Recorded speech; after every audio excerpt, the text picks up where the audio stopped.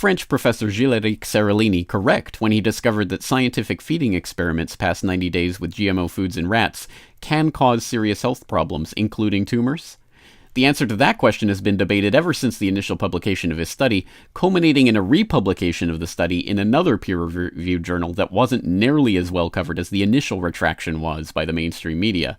Now, Professor Seralini is in the news again, this time for winning a major court victory in a libel trial that represents the second court victory for Seralini and his team in less than a month.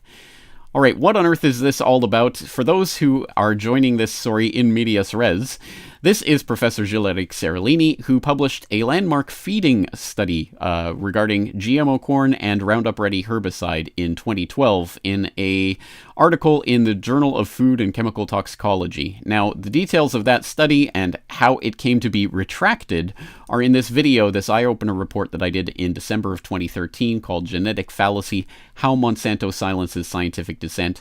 Of course, this is going to be linked up in the show notes. Please go and watch this video if you don't know about this trial or about this study and then its subsequent retraction and why that retraction was bogus. This is a very important report, and I'm not just blowing my own horn here. This is a report that actually won a Project Censored Award last year. I never really mentioned that, so you might not know it, but yes, this is, I think, one of my most important reports on this subject, so I hope you will go and take a look. Of course, the transcript of this is also up on my website under Genetic Fallacy, so let's just read a little bit about this study, Long-Term Toxicity of a Roundup Herbicide in a Roundup-Tolerant Genetically Modified Maize. The researchers followed 200 rats over 2 years, divided into 10 groups each of 10 males and 10 females. 3 of the groups were fed Monsanto's patented NK603 GMO corn alone. 3 groups were fed the corn treated with Roundup herbicide, 3 groups were fed Roundup treated water but no GMO corn, and a control group was fed neither GMO corn nor Roundup herbicide. The team's results indicated that the rats fed the Roundup or the GMO corn, separately or combined, were more likely to experience a range of ill health effects than the non-GMO control group. Tellingly, the adverse health effects did not start to appear until the 4th month of the study, while a previous industry-sponsored feeding trial on the same corn variety only lasted 3 months.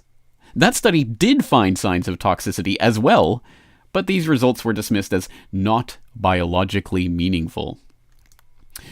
Alright, I'll let you continue reading about how ultimately this study came under immediate fire from the usual suspects in the industry-funded lobby groups, and ultimately the Journal of Food and Chemical Toxicology retracted the study, but not retracted it based on its own published guidelines for its principles for retraction, i.e. clear evidence that the findings are unreliable due to misconduct or error, plagiarism or redundant publication, or unethical research. No, none of those. They came up with a new criteria. Mainly, they found that no evidence of fraud or intentional misrepresentation of the data, and the results presented were correct, or not incorrect, but were inconclusive. So, on the basis of inconclusiveness, they retracted that study, which again is a double standard, as I go on to note, that is only applicable apparently to critics of the GMO industry in general and Monsanto products in particular. And there's a specific part of that accusation in regards to this. Again, in that video, Genetic Fallacy, I play a clip of Dr. E. Ann Clark talking about how the journal in question that retracted this study happened to appoint a Monsanto a lobbyist on their board during the time of the retraction. So, again, so much to this, but ultimately this goes back to the question of whether or not the science itself was acceptable. And basically, critics of the study argue, well, those rats are prone to those types of tumors, so they're not good for this type of study, and blah, blah, blah. But this still represents fundamentally a double standard used in evaluating GMO safety studies. And the pro-GMO industry can get away with inconclusive studies as long as they are on the GMO industry side. But as soon as an independent scientist tries to do the exact same type of study, the exact same setup, well, if they have results that are the same as the GMO-funded studies, they get retracted, like Seralini. So this story comes from InScienceCensorship.org, which says, an example of an inconclusive study that has not been retracted from FCT, the Food and Chemical Toxicology Journal, is the Monsanto study on the same GM maize variety that Seralini tested. This study used the same strain of rat and analyzed blood and urine samples from the same number of animals as Seralini used in total. Crucially, however, the Monsanto study was only 90 days in duration. Thus, it was terminated a month before the more obvious pathologies began to appear in the Seralini study. Nevertheless, the data in the Monsanto study show statistically significant differences in multiple organ functions between the GM and non-GM feeding groups, which the Monsanto authors dismissed as not biologically meaningful without proper scientific justification. As a result, and of great importance from a public health perspective, this GM maize was passed by regulators as safe to consume on a lifelong basis, despite the fact that the Monsanto study was only 90 days in duration and contained scientifically questionable claims of statistically significant findings being termed as not biologically meaningful. In fact, the Monsanto data as presented are inconclusive. Applying the same criteria to the Monsanto study as were used to evaluate and retract the Seralini study, the Monsanto paper should also be retracted, as it too was inconclusive in its findings. Again, I mean, just blatant double standards going on, and I'll let you read through all of that. But the point of all of this is that although the Food and Chemical Toxicology Journal did retract the study, it was republished in another peer-reviewed journal, this time the Environmental Sciences Europe journal.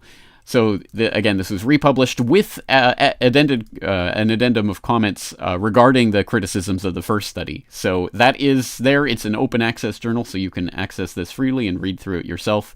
And I suggest you do so. But as this article pointed out, somehow, for some reason, the republication of this study in the peer-reviewed literature did not seem to get any traction in the mainstream media, although the initial retraction of this study got a lot of attention in the MSM. Oh, look, this crazy anti-GMO scientist with his vendetta against GMOs, his study has been retracted for bad science. Well, of course, again, when you look into it, it's a ridiculous claim, and then it was republished anyway, but you never heard about that. Well, now he has won a couple of court cases on this. The first one that they note here in this article, on November 25th, the High Court in Paris indicted Marc Fallus, the former chairman of France's Biomolecular Energy Commission, for forgery and use of forgery. And according to Seralini, this relates to the signature of a scientist whose name was used without his agreement to argue that Seralini and his coworkers were wrong in their studies on Monsanto products, including GM corn. So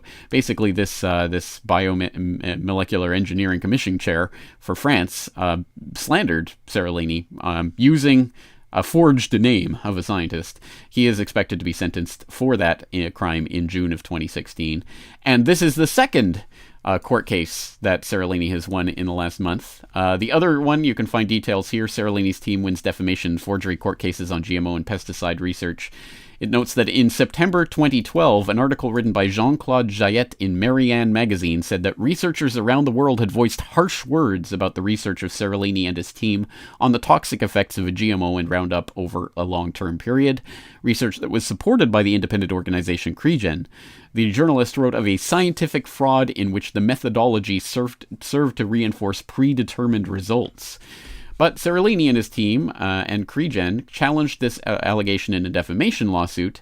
They were assisted by notaries, blah, blah, blah. On 6th of November 2015, after a criminal investigation lasting 3 years, the 17th Criminal Chamber of the High Court of Paris passed sentence. Marianne magazine and its journalist were fined for public defamation of a public official and public defamation of the researchers and of CREGEN. So, some court successes going on here, defending Seralini and his name and reputation, but perhaps too little too late, because in the minds of many who heard anything at all about this study, they probably only heard that it was retracted and thus not really that important. Well, that is a lie. It is being shown and demonstrated to be a lie, but not in the MSM, that of course is not going to publish things that are in opposition to their cushy advertising dollars from their Monsanto clients. No, it's up to us to continue to get the word out about this. So there's lots of information here that, again, I'll put in the show notes. Please do start with this genetic fallacy video and work your way out from there. And if you know about all this information, excellent. But as always, I guarantee you there are people in your life who do not. And if you bring up something like this feeding study showing these tumors in these rats, you're probably going to be confronted with people saying, oh, that study was retracted. Well, you can use this information to show those naysayers in your life why they are wrong. And hopefully we can continue to learn our way forward in all of this. Again, this is an exceptionally important story, and it goes to the heart of the types of scientific frauds that are perpetrated with the aid of various organizations that don't want the truth coming out.